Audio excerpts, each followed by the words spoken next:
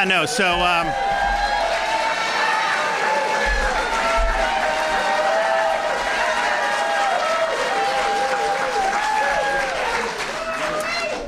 we've, I mentioned our efforts on illegal immigration, stepping up and really helping. And I think the one thing that we have seen over the initial months of the Trump administration is when we'd ask DHS, what can we do? They're just like, we just need detention space. Because, if you bring an illegal in, there is, the media says there is a process they go through, right, to determine whether you're in the country illegally. Some people may have a notice to appear in 7 days and from an immigration judge. Some people may already have an order of, so there's stuff that go into it. And so, but that was the one thing, I've talked to Tom Homan about it, I've talked to a lot of these folks about it. And so we had a plan that we put out and told them, hey, we can execute this. I think we probably put it out about a month or so ago through the Division of Emergency Management under our director, Kevin Guthrie, where we would be able to stand up some makeshift detention space very quickly around the state of Florida. And we were talking about other different possibilities. So DHS was very supportive. So, what we're doing is like the state is doing it. The feds are kind of overseeing and then reimbursing us for the costs. But, we're looking at, okay, where could you do it that's not going to disturb the community, not going to create problems? And, there just happens to be this Dade Collier Airport that's out there kind of in the middle of the Everglade area. And it's not defunct. People say there are training flights that go in there, but it's a massive runway. And, there's not a lot of buildings out there, but there's a lot of concrete. And so these guys set up this whole thing within a matter of days. And so when the president comes tomorrow, he's going to be able to see, you're going to be able to do. What'll happen is you bring people in there.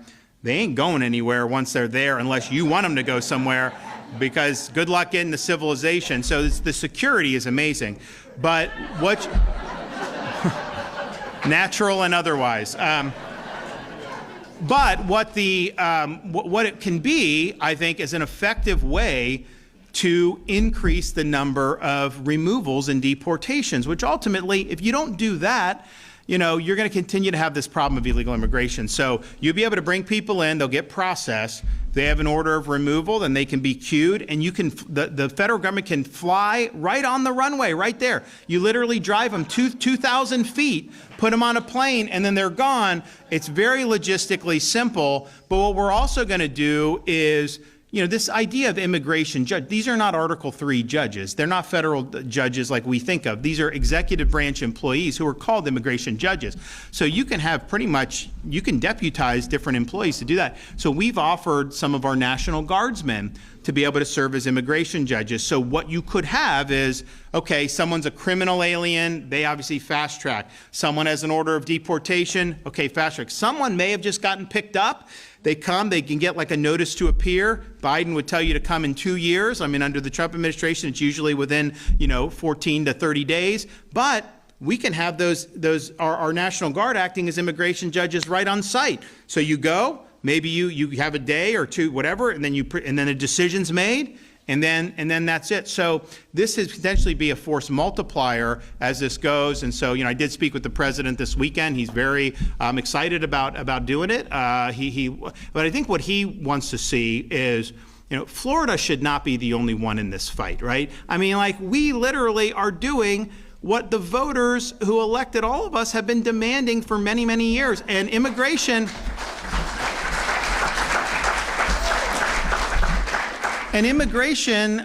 was maybe the number one issue, maybe inflation, but certainly no worse than the second most important issue in the 2024 presidential election.